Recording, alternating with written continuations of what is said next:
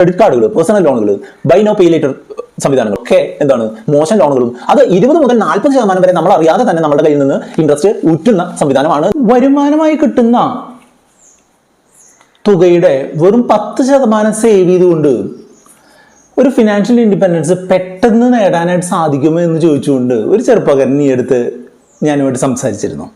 അപ്പോൾ അദ്ദേഹത്തിൻ്റെ കാര്യങ്ങൾ കണ്ടപ്പോൾ അദ്ദേഹത്തിന് ഈ 10% സേവ് ചെയ്തുകൊണ്ട് മുന്നോട്ട് പോയി കഴിഞ്ഞാൽ എത്ര കാലം കഴിഞ്ഞാലും ഈ ഒരു ഫിനാൻഷ്യൽ ഇൻഡിപെൻഡൻസ് നേടാനോ നല്ലൊരു റിട്ടയർമെൻറ്റ് കാലയളവ് ഉണ്ടാക്കിയെടുക്കാനോ സാധിക്കില്ല എന്നുള്ള ഒരു ദുഃഖകരമായിട്ടുള്ള യാഥാർത്ഥ്യം അദ്ദേഹത്തിന് പറഞ്ഞു കൊടുക്കേണ്ടതായിട്ട് വന്നു. അതിൻ്റെ കാര്യവും അതിൻ്റെ കാരണങ്ങളുമാണ് ഇന്ന് ഈ വീഡിയോയിൽ പറയുന്നത്.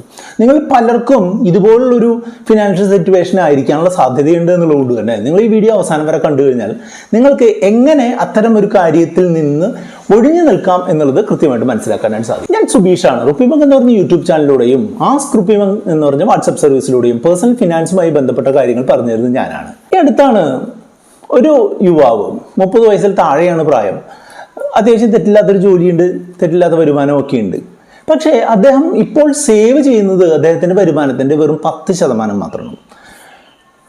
അദ്ദേഹം എന്നോട് വന്ന് ചോദിച്ചത് എന്താണെന്ന് വെച്ചാൽ 50,000 രൂപ സാലറി ഉള്ള ആള് 5,000 രൂപ മാത്രം ഒരു ഇക്വിറ്റി ബേസ്ഡ് ആയിട്ടുള്ള ഒരു ഇൻവെസ്റ്റ്മെന്റ് നടത്തിക്കൊണ്ട് എന്ന് അദ്ദേഹത്തിന് ഫിനാൻഷ്യലി ഇൻഡിപെൻഡൻ്റ് ആവാൻ സാധിക്കുമെന്നുള്ളതാണ് ചോദിച്ചത്. അപ്പം ഞാൻ കൊടുത്ത ഉത്തരം എന്ന് പറഞ്ഞിട്ടുണ്ടെങ്കിൽ ഫിനാൻഷ്യലി ഇൻഡിപെൻഡൻ്റ് ആവാൻ സാധിക്കുക എന്നുള്ളത് ഈ ഒരു 10% സേവിങ്സ് വെച്ചുകൊണ്ട് മാത്രം പോകാൻ സാധിക്കില്ല എന്നുള്ള പ്ലെയിൻ ആയിട്ടുള്ള ആൻസറാണ് ആദ്യം കൊടുത്തത്. തുടർന്ന് അദ്ദേഹത്തിനോട് കാര്യങ്ങൾ ചോദിച്ചപ്പോൾ എന്തുകൊണ്ടാണ് ഇങ്ങനെ ഈ ഒരു 10% മാത്രം അദ്ദേഹത്തിന് സേവ് ചെയ്യാൻ സാധിക്കുന്നത്. അദ്ദേഹം മാരീഡ് അല്ല, അദ്ദേഹത്തിന് കാര്യമായിട്ടുള്ള ലയബിലിറ്റീസ് ഒന്നും തന്നെ ഇല്ല.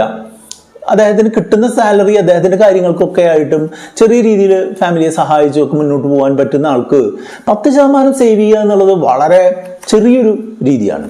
നിങ്ങളിപ്പോൾ ഇങ്ങനെയുള്ളൊരു യുവാവാണ്, വിവാഹം കഴിക്കാത്തൊരു യുവാവാണ് എന്നൊക്കെ ഉണ്ടെന്നുണ്ടെങ്കിൽ നിങ്ങളുടെ കമ്മിറ്റ്മെൻറ്റ്സ് താരതമ്യേന കുറവായിരിക്കും, നിങ്ങൾക്ക് സേവിങ് പൊട്ടൻഷ്യൽ കൂടുതൽ ഉണ്ടാകാനുള്ള സാധ്യതയുണ്ട്. അപ്പോൾ ആ ഒരു സമയത്ത് മാക്സിമം സേവ് ചെയ്യുകയും മാക്സിമം ഇൻവെസ്റ്റ് ചെയ്യുകയൊക്കെ ചെയ്താലാണ് നിങ്ങൾക്ക് ഭാവിയിൽ കുറേ കൂടെ നല്ല രീതിയിൽ കാര്യങ്ങളെ മാനേജ് ചെയ്യാനായിട്ട് സാധിക്കുക എന്നുള്ളതാണ് നിങ്ങളെല്ലാവരും അറിഞ്ഞിരിക്കേണ്ട കാര്യം. ആ കാര്യം തന്നെയാണ് ഞാൻ അദ്ദേഹത്തോട് പറഞ്ഞു കൊടുക്കുകയും ചെയ്തത്. പ്രധാനമായിട്ടും 2-3 പ്രശ്നങ്ങൾ കാരണമാണ് അദ്ദേഹത്തിൻ്റെ ഈ സേവിങ് പൊട്ടൻഷ്യൽ കുറയുന്നത് എന്നുള്ളതാണ് എനിക്ക് മനസ്സിലായത്. ഇദ്ദേഹം അത്യാവശ്യം സാധാരണ നമ്മളുടെ ഒരു മില്ലീനിയൽ ആൾക്കാർ, അതായത് ഒരു 1990-നും അതിനുശേഷമൊക്കെ ജനിച്ചിട്ടുള്ള ആളുകളുടെ ഒരു സ്റ്റൈൽ ഓഫ് ലിവിങ് എങ്ങനെയാണെന്ന് വെച്ചാൽ നമ്മൾക്ക് ഒറ്റ ജീവിതമേ ഉള്ളൂ, അത് ജീവിച്ചങ്ങ് അവസാനിപ്പിക്കുക, നല്ല രീതിയിൽ അടിച്ചു പൊളിച്ച് ജീവിക്കുക എന്നുള്ള ഒരു ചിന്താഗതിയുള്ള ആൾക്കാരാണ്. അത് തെറ്റൊന്നും പറയാൻ പറ്റില്ല. പക്ഷേ നമ്മൾ ഭാവിയെയും കൂടെ കണ്ട് കാര്യങ്ങൾ ഒരു ബാലൻസിൽ കൊണ്ടുപോകണം എന്നുള്ളത് മാത്രമാണ് എൻ്റെ അഭിപ്രായം. അപ്പോൾ അങ്ങനെയുള്ളൊരു യുവാവാണ് ഇദ്ദേഹം. ഇദ്ദേഹത്തിന് 4-5 EMIകളുണ്ട്. ഹോം ലോൺ EMI അല്ലെങ്കിൽ മറ്റുള്ള എന്തെങ്കിലും ഇതായിട്ടുള്ള EMI ഒന്നുമല്ല. ഐഫോൺ വാങ്ങാനുള്ളൊരു EMI, അതുപോലെ അദ്ദേഹത്തിൻ്റെ ബൈക്കിൻ്റെ ഒരു EMI, അതുപോലെ വീട്ടിലേക്ക് റെഫ്രിജറേറ്റർ വാങ്ങിയിട്ടുള്ളതിൻ്റെ ഒരു EMI, അതുപോലെ വീട്ടിലേക്കൊരു ഗംഭീര ഒരു TV വാങ്ങിയതിൻ്റെ EMI. ഇതെല്ലാം EMIയിലാണ് വാങ്ങിയിട്ടുള്ളത്.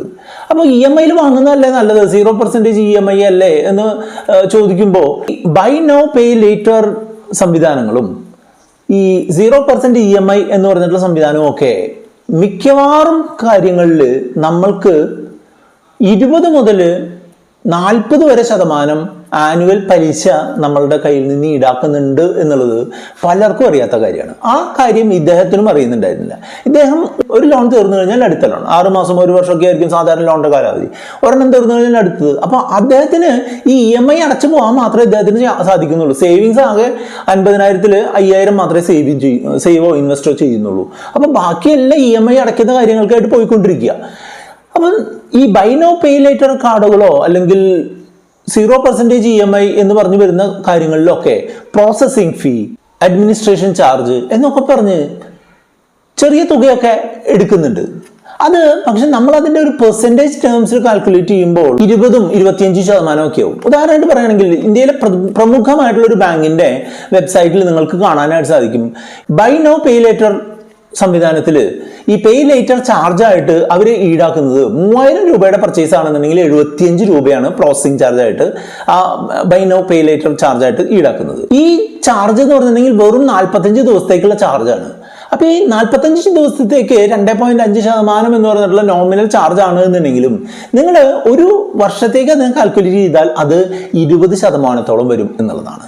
അതായത് 45 ദിവസത്തേക്ക് കൊടുക്കുന്ന 75 രൂപ എന്ന് പറഞ്ഞിട്ടുണ്ടെങ്കിൽ വാർഷികമായിട്ട് കണക്കാക്കുകയാണെന്നുണ്ടെങ്കിൽ 20% അതിന്റെ ഇൻട്രസ്റ്റ് റേറ്റ്. ഇതുപോലെ തന്നെയാണ് പല കാര്യങ്ങളും.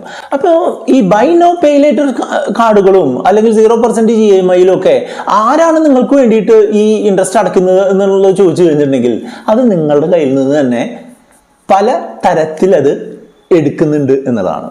ഒരു 2 മെത്തേഡ് ഞാൻ പറഞ്ഞുതരാം. കോമൺ ആയിട്ടുള്ള 2 മെത്തേഡ് ഞാൻ പറഞ്ഞുതരാം. ഒന്നാമത്തെ മെത്തേഡ് എന്ന് പറഞ്ഞിട്ടുണ്ടെങ്കിൽ ബൈ നോ പേ ലേറ്റർ രീതിയിൽ വാങ്ങുന്ന സംഗതികൾക്ക് സാധാരണഗതിയിൽ നമ്മുടെ കയ്യിൽ നിന്ന് മേടിക്കാവുന്ന ഇൻട്രസ്റ്റ് അവർ ഓൾറെഡി അതിന് കൂടുതലായിട്ട് ചേർത്തിട്ടായിരിക്കും നമ്മൾക്ക് തരുന്നുണ്ടാവുക. ഉദാഹരണമായിട്ട് പറയുകയാണെന്നുണ്ടെങ്കിൽ 1 ലക്ഷം രൂപയുടെ ഒരു TV വാങ്ങണമെന്നുണ്ടെങ്കിൽ അത് നമ്മൾ EMI ഇല്ലാതെ വാങ്ങുകയാണെന്നുണ്ടെങ്കിൽ മിക്കവാറും മറ്റുള്ള സൈറ്റുകളിലോ മറ്റുള്ള സ്ഥാപനങ്ങളിലോ ഒക്കെ ചെന്ന് അന്വേഷിച്ചാൽ അത് 94,000 രൂപയ്ക്കോ 90,000 രൂപയ്ക്കോ ഒക്കെ കിട്ടും. അപ്പോൾ ഈ 90,000 രൂപയുടെ സംഗതിയാണ് ഈ 1 ലക്ഷമായിട്ട് അല്ലെങ്കിൽ 94ന്റെ സംഗതിയാണ് 1 ലക്ഷമായിട്ട് തരുന്നത് എന്നുള്ളത് നിങ്ങൾ മനസ്സിലാക്കുക. അത് ഈ ടിവിയുടെ കമ്പനിയും ഈ ബൈ നൗ പേ ലേറ്റർ സംവിധാനം കൊടുക്കുന്ന ആ ഒരു പ്ലാറ്റ്ഫോമും തമ്മിലുള്ള ഒരു അഡ്ജസ്റ്റ്മെന്റ് ആണ്. അല്ലാതെ ഈ 6,000 രൂപ പലിശ ഇവരുടെ കയ്യിൽ നിന്ന് അടയ്ക്കാൻ അവർക്ക് തലയ്ക്ക് ഓളമൊന്നുമില്ലല്ലോ അല്ലെ.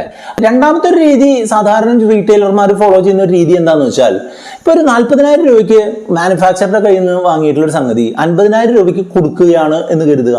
അപ്പൊ ഈ 50,000 രൂപയ്ക്ക് കൊടുക്കുമ്പോൾ സാധാരണഗതിയിൽ ഒരു 100 പേര് അത് വാങ്ങിക്കഴിഞ്ഞിട്ടുണ്ടെങ്കിൽ 10,000 × 100 10 ലക്ഷം രൂപ അവർക്ക് ലാഭം കിട്ടും. അപ്പോ നമ്മളുടെ നാട്ടിലുള്ള ഒരു സിറ്റുവേഷൻ അനുസരിച്ച് 6 മാസത്തെ ഇൻട്രസ്റ്റ് ഫ്രീ ലോണൊക്കെ ആയിട്ട് കൊടുക്കുകയാണെന്നുണ്ടെങ്കിൽ അതിന് വരുന്ന 3,000 രൂപ പലിശ ഈ കമ്പനി തന്നെ അല്ലെങ്കിൽ ഈ റീറ്റെയിലർ തന്നെ എടുത്ത് മാനുഫാക്ചർക്ക് കൊടുത്തു കഴിഞ്ഞാൽ എന്തുണ്ടാവും? 47,000 രൂപയ്ക്ക് ഈ സാധനം വിറ്റ് പോകുന്ന ഒരു എഫക്റ്റ് ഉണ്ടാവും. 50,000 രൂപയ്ക്ക് തന്നെയാണ് വിൽക്കുന്നത്, പക്ഷെ 3,000 രൂപ നമ്മൾ കസ്റ്റമറുടെ നിന്ന് വാങ്ങിക്കാതെ 3,000 രൂപ ഈ റീറ്റെയിലർ കൊടുക്കുകയാണെന്നുണ്ടെങ്കിൽ അപ്പോഴും അവന് 40,000 രൂപയ്ക്ക് വാങ്ങിയ സംഗതി 47,000 കൊടുക്കാൻ പറ്റി. 3,000 രൂപ ലോൺ തരുന്ന പാർട്ടിക്ക് കൊടുത്താലും ഈ 100 സംഗതികൾ വിൽക്കുന്നതിന് പകരം 200 300 എണ്ണം യൂണിറ്റുകൾ വിറ്റ് കഴിഞ്ഞാൽ 10 ലക്ഷം മുൻപ് ലാഭം കിട്ടിയതിന് പകരം 20-21 ലക്ഷം രൂപയൊക്കെ ലാഭം കിട്ടിയേക്കാം. അപ്പൊ അങ്ങനെ ഒരു വലിയ അളവിലുള്ള ഒരു ട്രേഡ് നടക്കുന്നതിനായിട്ടൊക്കെയാണ് ആൾക്കാർ ഈ ബൈ നോ പേ ലേറ്റർ സംവിധാനവും ഈ 0% ഇൻട്രസ്റ്റ് സംവിധാനവും ഒക്കെ കൊണ്ടുവരുന്നത്. ആദ്യമായിട്ട് നിങ്ങൾ മനസ്സിലാക്കേണ്ടത് എന്താണെന്ന് വെച്ചാൽ, ഒരു റീറ്റെയിലർമാരും ഒരാളും നമ്മൾക്ക് ഈ സംഗതികൾ ഫ്രീ ആയിട്ട് തരില്ല. അല്ലെങ്കിൽ ഇൻട്രസ്റ്റ് ഫ്രീ ലോൺ അല്ലെങ്കിൽ പ്രോസസിങ് ഫ്രീ ലോൺ എന്നൊക്കെ പറഞ്ഞിട്ടുണ്ടെന്നുണ്ടെങ്കിൽ ഇൻട്രസ്റ്റ് 0 ആണെന്നുണ്ടെങ്കിൽ അതിന് പ്രോസസിങ് ഫീ ഉണ്ടായിരിക്കും. പ്രോസസിങ് ഫീ 0 ആണെന്നുണ്ടെങ്കിൽ ചെറിയ രീതിയിലുള്ള ഈ അഡ്ജസ്റ്റ്മെന്റ് പ്രൈസിങ് ഉണ്ടായിരിക്കും. അപ്പോൾ നമ്മളുടെ കയ്യിൽ നിന്ന് തന്നെയാണ് എഫക്റ്റീവ്ലി പോകുന്നത് എന്ന് ഞാൻ അദ്ദേഹത്തോട് ഒരു തരത്തിൽ ഞാൻ പറഞ്ഞ് മനസ്സിലാക്കാൻ ശ്രമിച്ചു. അതാണ് ഞാൻ ഇതുവരെ ഞാൻ നിങ്ങളോട് പറയാനായിട്ട് ശ്രമിച്ചത്. അപ്പോൾ ഇദ്ദേഹത്തിന് ഒന്നല്ലെങ്കിൽ ഒരു ലോൺ എപ്പോഴും 1-2 ലോൺ എപ്പോഴും ആക്റ്റീവ് ആയിട്ടുണ്ട്. അങ്ങനെ വരുമ്പോൾ എന്താ ഉണ്ടാവുക? അദ്ദേഹത്തിന് EMI അടച്ചു കഴിഞ്ഞാൽ ബാക്കി വളരെ തുച്ഛമായിട്ടുള്ള എമൗണ്ട് മാത്രമേ അദ്ദേഹത്തിന് സേവ് ചെയ്യാനുള്ളൂ. അപ്പൊ ഈ ഒരു ഹാബിറ്റ് തുടർന്ന് പോയി കഴിഞ്ഞാൽ എന്തുണ്ടാവും? ഇദ്ദേഹത്തിന് ഒരു കാരണവശാലും ഈ ഫിനാൻഷ്യൽ ഫ്രീഡത്തിലോ അല്ലെങ്കിൽ ഏർലി റിട്ടയർമെന്റോ ഒന്നും നടക്കില്ല. എൻ്റെ ഒരു അഭിപ്രായത്തിൽ മിനിമം നമുക്ക് കിട്ടുന്ന ഒരു ഇൻകം കൺസിസ്റ്റന്റ് ആയിട്ടൊരു 50% സേവ് ചെയ്യാൻ പറ്റുക, അതായത് ഇൻകത്തിന്റെ പകുതിയെങ്കിലും സേവ് ചെയ്യാൻ പറ്റുന്ന, അത് നല്ല രീതിയിൽ ഇൻവെസ്റ്റ് ചെയ്യാൻ അറിയുന്ന ആളുകൾക്ക് മാത്രമേ ഒരു ഏർലി റിട്ടയർമെന്റ് അല്ലെങ്കിൽ ഒരു ഫിനാൻഷ്യൽ ഫ്രീഡം എന്ന് പറഞ്ഞിട്ടുള്ള ഒരു സംഗതിയിലേക്ക് എത്താൻ പറ്റുള്ളൂ. ഈ ലോൺ എടുത്താൽ ഉണ്ടാവുന്ന മറ്റൊരു പ്രശ്നം എന്താണെന്ന് വെച്ചാൽ, നമ്മൾ വിചാരിക്കും നമ്മൾ ഒരു തവണ ലോൺ എടുക്കുക മാത്രമേ ഉള്ളൂ, അല്ലെങ്കിൽ 2 തവണ ലോൺ എടുക്കുക മാത്രമേ ഉള്ളൂ എന്നൊക്കെ പറയുന്നുണ്ടാവും. പക്ഷേ ഈ ലോൺ എടുത്തു കഴിഞ്ഞാലുള്ള പ്രശ്നം എന്താണെന്ന് വെച്ചാൽ അതൊരു ഹാബിറ്റായി മാറും. ഒക്കേഷണലി നമ്മൾ ലോൺ എടുക്കുന്നത്, പിന്നെ സ്ഥിരമായിട്ട് ഇദ്ദേഹത്തിന്റെ പോലെ ലോൺ എടുക്കലാവും, പിന്നെ ലോൺ എടുത്ത് മറ്റു ലോൺ തീർക്കുന്ന രീതിയാവും. അതായത് ഒരു ക്രെഡിറ്റ് കാർഡിന്റെ ഇതെടുത്ത് മറ്റൊരു ക്രെഡിറ്റ് കാർഡിന്, അല്ലെങ്കിൽ ഒരു EMI സംഗതി എടുത്ത് മറ്റൊരെണ്ണത്തിന്. എന്നുള്ള രീതിയിൽ ലോണിന് വേണ്ടി ലോൺ എടുക്കുന്ന ഒരു സിറ്റുവേഷൻ വന്നു കഴിഞ്ഞാൽ നമ്മൾ ചെന്നുപെടുന്നത് ഒരു ലോൺ കെണി അല്ലെങ്കിൽ ഡെറ്റ് ട്രാപ്പിലായിരിക്കും. അപ്പൊ അങ്ങനെയുള്ള ഒരു സിറ്റുവേഷൻ ഒക്കെ വന്നു കഴിഞ്ഞാൽ നമ്മൾക്ക് ഒരു കാരണവശാലും ഈ 10% പോലും സേവ് ചെയ്യാൻ സാധിക്കില്ല എന്നും ഞാൻ അദ്ദേഹത്തോട് പറയാനായിട്ട് ശ്രമിച്ചു. ലോണുകളെല്ലാം ഒഴിവാക്കണം എന്നല്ല പറയുന്നത്. നല്ല ലോണുകൾ ഉണ്ട്, മോശം ലോണുകളും ഉണ്ട്. ഇപ്പോൾ ക്രെഡിറ്റ് കാർഡുകൾ, പേഴ്സണൽ ലോണുകൾ, ബൈ നോ പേ ലേറ്റർ സംവിധാനങ്ങൾ, അല്ലെങ്കിൽ ഏർലി സാലറി എന്ന് പറഞ്ഞിട്ടുള്ള സംവിധാനങ്ങൾ, അല്ലെങ്കിൽ റെന്റ് എന്ന് പറഞ്ഞിട്ടുള്ള സംവിധാനങ്ങളൊക്കെ എന്താണ് മോശം ലോണുകളും. അത് 20 മുതൽ 40% വരെ നമ്മൾ അറിയാതെ തന്നെ നമ്മളുടെ കയ്യിൽ നിന്ന് ഇൻട്രസ്റ്റ് ഊറ്റുന്ന സംവിധാനമാണ് എന്നുള്ളത് നിങ്ങൾ മനസ്സിലാക്കണം. അപ്പൊ അതിന് നമ്മൾ എന്ത് വേണം? നമ്മളുടെ സ്പെൻഡിങ് തീർച്ചയായിട്ടും കൺട്രോൾ ചെയ്യണം. സ്പെൻഡിങ് കൺട്രോൾ ചെയ്തിട്ട് നമുക്ക് സേവിങ്സ് കൂട്ടണം. സേവിങ്സ് ഒരു സ്റ്റേബിൾ ആയി കഴിഞ്ഞാൽ അത് നല്ല രീതിയിൽ ഇൻവെസ്റ്റ് ചെയ്യണം. അങ്ങനെ ഇൻവെസ്റ്റ് ചെയ്ത് കഴിഞ്ഞാലാണ് നമുക്ക് ഫിനാൻഷ്യൽ ഇൻഡിപെൻഡൻസോ ഫിനാൻഷ്യൽ ഫ്രീഡോ ഒക്കെ കിട്ടാനുള്ള സാധ്യതയുള്ളൂ എന്നുള്ളത് നിങ്ങൾ മനസ്സിലാക്കി കാണുമെന്ന് കരുതുന്നു. ഈ വീഡിയോ നിങ്ങൾക്ക് ഉപകാരപ്പെട്ടിട്ടുണ്ടെന്നുണ്ടെങ്കിൽ നിങ്ങൾക്ക് കൂട്ടുകാർക്ക് ഷെയർ ചെയ്യാം. പ്രത്യേകിച്ചും യുവാക്കൾക്ക് ഈ വീഡിയോ ഷെയർ ചെയ്ത് കൊടുക്കുക. നമ്മുടെ നാട്ടിൽ ധാരാളം ആളുകൾ ഇങ്ങനെ ലോണിന്റെ കെണിയിൽ പെടുന്നുണ്ട്. ഇനിയെങ്കിലും കെണിയിൽ പെടാതിരിക്കാൻ ഈ വീഡിയോ സഹായകരമായി എന്ന് കരുതുന്നു. ഇതുമായിട്ട് ബന്ധപ്പെട്ട 2 വീഡിയോകളാണ് നമ്മൾ കാണുന്നത്. കണ്ടുകൊണ്ട് നിങ്ങൾക്ക് മുന്നോട്ട് പോകാം. വീഡിയോ ലൈക്ക് ചെയ്യാനും കമന്റ് ചെയ്യാനും കൂട്ടുകാരുമായി ഷെയർ ചെയ്യാനും മറക്കരുത്.